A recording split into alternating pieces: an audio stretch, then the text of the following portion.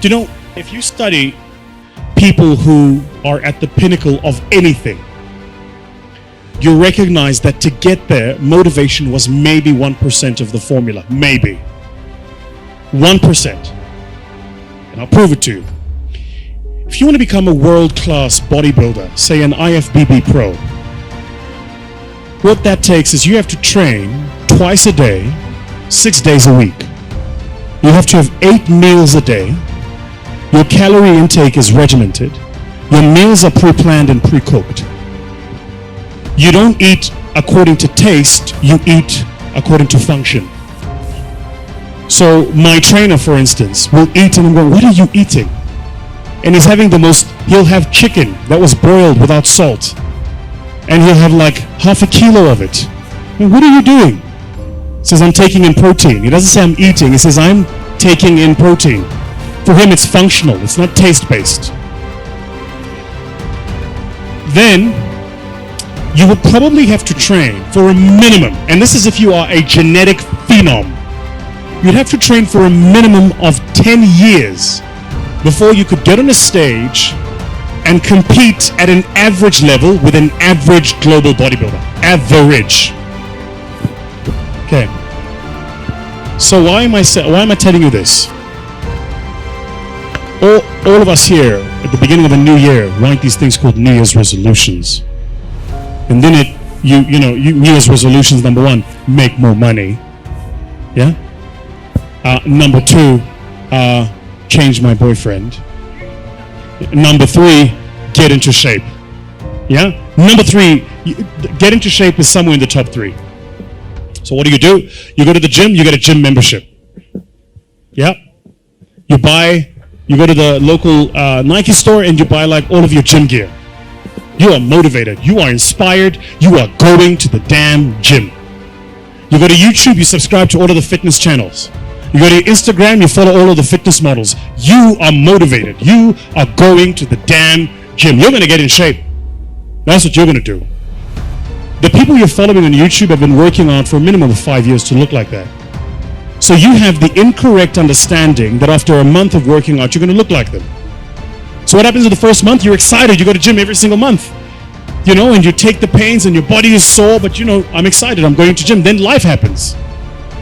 Company doesn't make money. You don't make your targets. You fall a bit ill. Something happens. And all of a sudden, you stop going to gym for a day. A day becomes 2, 2 becomes a week. Now all of a sudden, you've had a gym membership for 3 months and you haven't been in that time. What did you miss? You thought motivation was the formula. Winners don't need motivation. Winners need discipline. Discipline's about getting it done because it needs to get done, not because I feel like it, not because I'm motivated for it. You think Nelson Mandela was motivated to spend 27 years in prison? You think Martin Luther King was motivated to march across the states and proclaim freedom? You think, if you look at people that change the world, they're not doing it because they're motivated. They're doing it because they made a commitment to do it and they disciplined to see it through. Discipline is far more important than motivation, which is why you've got to be careful the decisions you make, because once you make the decision, you have to see that decision through. Like my mentor says, first we make the decisions, then the decisions make us. So you've got to be very careful the decisions you make, be very careful the commitments you make. Motivation, I'm telling you now, is completely overrated. It's important, don't get me wrong. We meet according to motivation, we feel good, rah-rah, but that'll fade. You need a stronger will and a deeper commitment to see things through.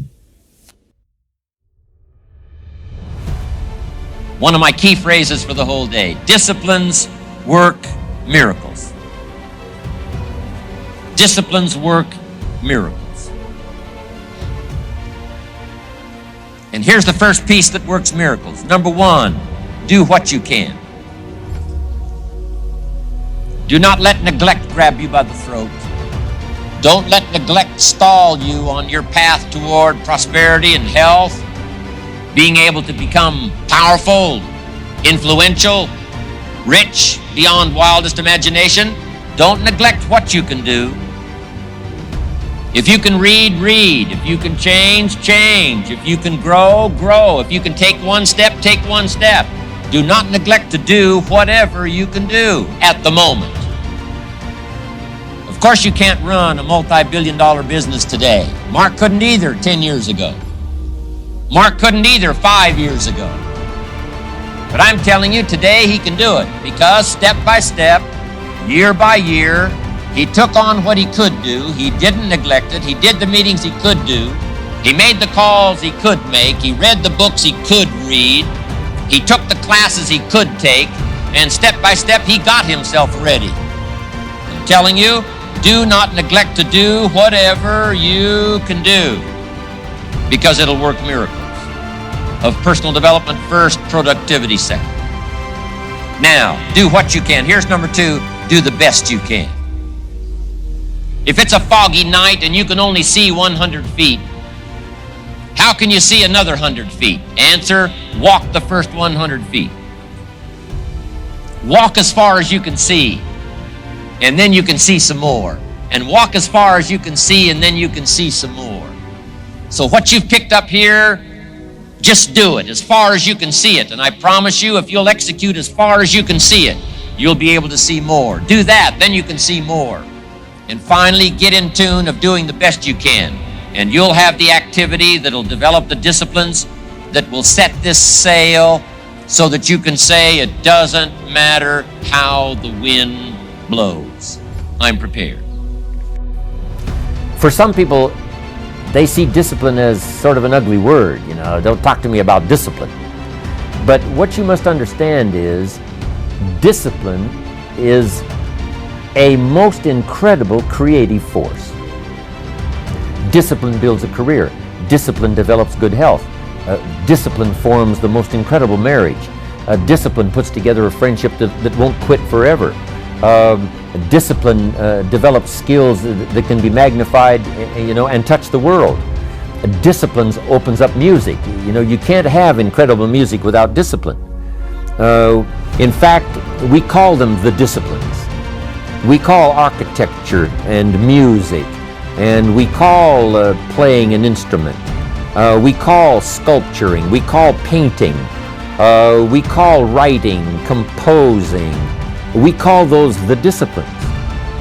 And the disciplines gives us the indication that yes, it doesn't come except by discipline. But it also means that the discipline is the open door to the creative process to turn nothing into something and to turn imagination into reality. So here's what you must learn to do. Appreciate the disciplines and welcome the disciplines. Here's a good question to ask.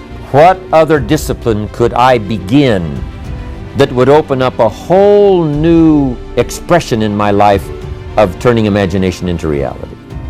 Without discipline, there is no enterprise. Without discipline, there is no magnificent structure. Without discipline, there is no music. Without discipline, there is no health. Without discipline, there is no advantage. There is no future. So discipline is all when it comes to imagination, having something real, believing in it, and turning it into reality. The key to development is to be all that you can possibly be. I don't know what your talents are. I don't know what your skills are, but here's what I probably am right on, that you're behind on an accelerated effort toward your full development. I would suggest that. Now, for some of you, I know that's probably really not true. But even as I look at my own life, because, I'm tempted to procrastinate just like everybody else. I should have written 30 books by now. I've only written 4 or 5. I should have done a lot of things, but I haven't. I got distracted, and all of us, have these challenges. But what could I become? What could I become? I had one of my dearest friends. I've lost him. He died at age 53. One day, and he drank a little too much. David drank a little too much, but he did all kinds of things. He was a builder, and he was a dreamer, and he did a lot of things. But his drinking sort of kept him in a fog for like years and years. About 6 years ago, he was sitting at the yacht club, and he was in a fog, and suddenly it occurred to him, I wonder what I could have accomplished all these years if I hadn't have been in this sort of foggy state. And he said that did it. And the last 6 years before he died, he was free. And he accomplished some incredible things that last 6 years. Being all that you can be and not let habits drag you down. Not let things, sidetrack you from the full development of what you have the capable of being. What all could your heart encompass if you really had the chance and you really had the disciplines and really got to it? What could you really become? What could you earn? How healthy could you really be? How many books could you write? How many poems could you write? So here's what I would ask of you. If you feel that you're a little bit stalled, wherever you are in your progress, I'm asking you to correct that. I'm asking you to see if you can't possibly be on a more accelerated track toward your possibilities and your full development. Here's what life is all about: to become all that we can possibly be. The full development of all of your potential, that's number one. Number two is the wise use of all of your resources. That's what life is all about. Discipline. If there is a magic word that stands out above all the rest, this is the one: discipline. Discipline is the bridge between thought and accomplishment, the bridge between inspiration and value achievement, the bridge between necessity and productivity. Remember, all good things are upstream. The passing of time takes us adrifting, and drifting only brings us the negative, the disastrous, the disappointment, and the failure. Failure is not a cataclysmic event. It is not generally the result of one major incident, but rather a long list of accumulated little failings. Failing in life is failing to think today, failing to act today, failing to care, to strive, to climb, to learn, to keep trying day by day. If your goal requires that you write 10 letters today and you write only 3, you are down 7 letters. If you want to make 5 calls and you only make 1, you are down 4 on calls. If your plan calls for saving $10 today and you save none, you're down $10 today. Now the danger is looking at an undisciplined day and concluding that no great harm has been done. It doesn't seem like such a bad day. But add up these days to make a year, and then add up those years to make a lifetime, and perhaps you can now see how repeating today's small failures can easily turn your life into a major disaster. Success, on the other hand, is just the same process in reverse. If you plan to make 10 calls, and you end the day making 15, now you're up 5 calls. If you then get up a few on letters, move up the savings numbers, you can see what a massive difference it could make in a year, and what wealth and accomplishment awaits for a lifetime. Discipline is like a set of magic keys that unlocks all the doors of wealth, happiness, sophistication, culture, high self-esteem, pride, joy, accomplishment, satisfaction, and success. The first key to discipline is awareness of the need for and the value of discipline, and especially the discipline to make the changes. What will it take? What must I do? And what must I become to get all I want from my life? The second key is the willingness. More than that, the eagerness to maintain your new discipline deliberately, wisely, consistently. And the third key to discipline is the commitment to master the circumstances of your daily life, to see and harness the opportunities to make something of the sun and the rain, the good as well as what comes in the guise of misfortune. Discipline does many things, but most important of all is what it does for you. It makes you feel better about yourself. Even the smallest discipline can have an incredible effect on your attitude. And the good feeling you get, that surging feeling of self-worth that comes from starting a new discipline, is almost as good as the feeling that comes from the accomplishment of the discipline. Second, a new discipline immediately alters your life direction. You don't change destinations immediately. That is yet to come. But you can change direction immediately. And direction is very important. Third, discipline cooperates with nature. Everything strives. It is a common life function. How tall will a tree grow? As tall as it can. Everything strives to become all it can possibly be, And that striving to become is what discipline is all about. Disciplining ourselves to fulfill our natural potential to become all that we can be. And finally, discipline attracts opportunity. Opportunity is always looking for ambition and skill in action. Discipline taps the unlimited power of commitment.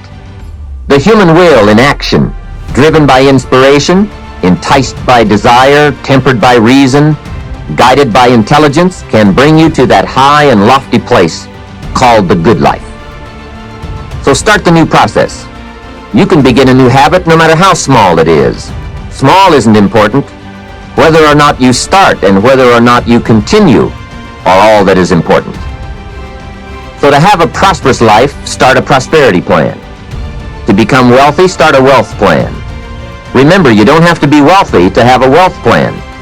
A person with no means can have a rich plan. If you are ill, start a health plan. If you don't have energy, start an energy plan. If you don't feel good, start a feel-good plan. If you're not smart, start a smart plan. If you can't, start a can plan. If you haven't, start a have plan. Anyone can. Even a bad person can start hearing good messages and reading good books. Recognize that the start of the better life, the happy life, the wealthy life, is today. This is exciting. Both the process and the result can begin today. Start the new journey today. If you think of a new idea, today is the day to begin the discipline of putting that idea into action. Set this day up as a long, busy, exciting start for your new life. Get your first book for your new library today. Begin your new practice of setting goals today. Start clearing out a drawer of your new orderly desk today. Start eating an apple a day on your new health plan today. Put some money in your new investment for fortune account today. Start reading with intensity for your new wealth of mind plan today. Write a postponed letter today. Make a delayed telephone call today. Pick up your camera and take a picture of something to start your new treasury of photographs today. Get some momentum going on your new commitment to the better life. See how many activities you can pile on in this first day. Go all out. Break away from the negative downward pull of gravity. Start the thrusters going. Prove to yourself that waiting is over, hoping is past, and that faith and action have now taken charge. It's a new day, a new beginning for your new life. With discipline, you can't believe the list of positive moves you can make in the first day of your new beginning.